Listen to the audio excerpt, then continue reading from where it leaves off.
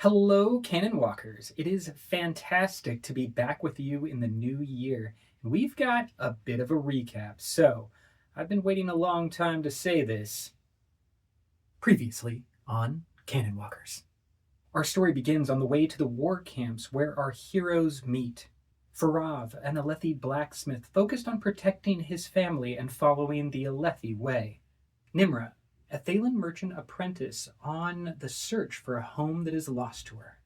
Risha, a Reshi mapmaker who is bound to protect the natural world of Rashar.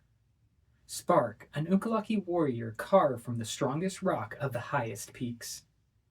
Tylin, a slave originally from Cassator, ready to break free of his chains. And lastly, Vardah, a man of few words and quick wit.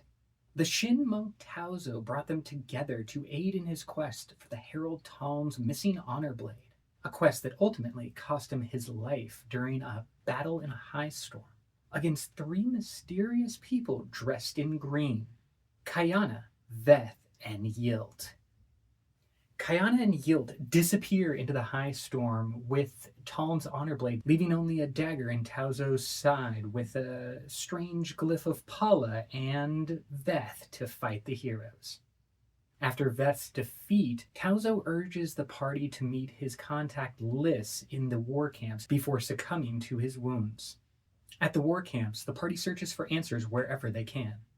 The Devotary of the Mind points them in the direction of the Truth Watchers, while a menagerie gives them two new animal companions, Koro, an axehound pup, and a yet-to-be-unnamed songbird. The party manages to win Liss's location from a tavern keeper named Nell, who directs them to the creme oven. Finally, in front of Liss, the Canonwalkers expect answers, but Liss does not give information freely, and sends them to speak with Talm, where he's being held at the monastery.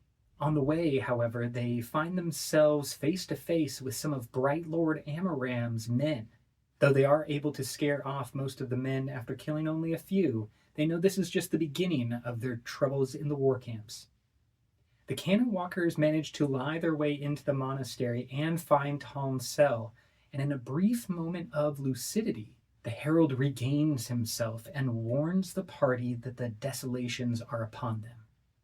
He points to the north and tells them to make for Rathalas, and in his final moments of clarity urges one of them to say the oaths.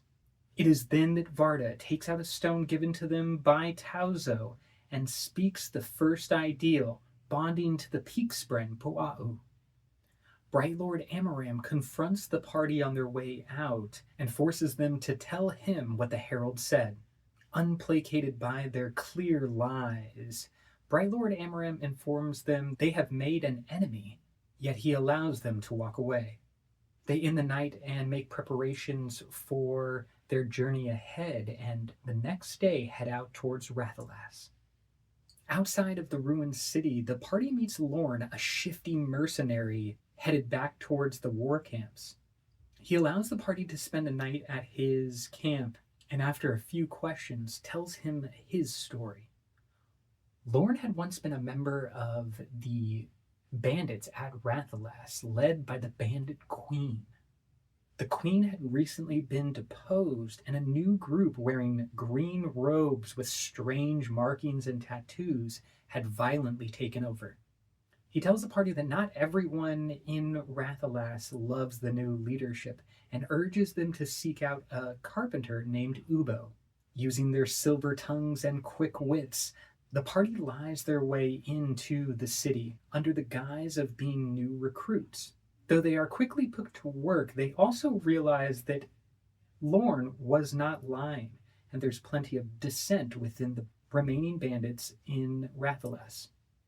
The Canonwalkers decide to help the bandits after Ubo tells them about the bandit queen's second-in-command, Terran, who is being held prisoner in the city's dungeons. After a quick skirmish with the guards, ending with them laying down their arms and joining the rebellion against the Truth Watchers, the party finds Kayana healing Terran. She claims to have regrets about the violence that Yield has perpetrated, but refuses to leave his side. She leaves them with Taryn and a group of former prisoners consisting of Alethi, singers, and a strange blue man interested in finding Spren, who goes by the name of Axes. The party arms the group and tells them to prepare because the revolt is starting. While Yilt is addressing the full bandit crew, the party plans to attack. Many of the bandits carry out the rallying cry and join the fight led by Taryn and the party. In the midst of a bloody battle, Tylin swears his first ideal. Though Yilta and Kayana ultimately flee, the bandits win their freedom. Taryn graciously offers leadership of the camp to the Canonwalkers, which Nmra quickly accepts. As the dust settles, Axes informs the party about a mysterious spren deep below the city that will answer any question that someone asks. Intrigued by this, the party joins him and finds a hidden temple within the caves below the city. Nmra asks about a strange place in the mountains called Urithiru, surprising those around her. Spark asks for Yilt's whereabouts and is pointed toward the Night Watcher, saying that Yilt is looking for information about the heralds. Farav asks how to protect his child and is told both to return to the war camps but also to find Yilt in order to protect the world. Vardah asks what to do in order to protect and serve, and is also told about seeking out the Night Watcher. Though Farav remains concerned about his choices, the party is gifted a boat from their new bandit friends and sails to the west. The last we see of them, they find themselves in the midst of an everstorm, with their Parshendi companions changing suddenly as the ship is attacked by sky eels. Our heroes are at odds with each other, and tension grows as they make their way to the city of Karanak. There's a lot more to come on Canonwalkers, and we hope that you'll join us in the new year as we explore the highs and lows that Rishar has to offer. We'll see you soon, friends. Can't wait to continue the adventure.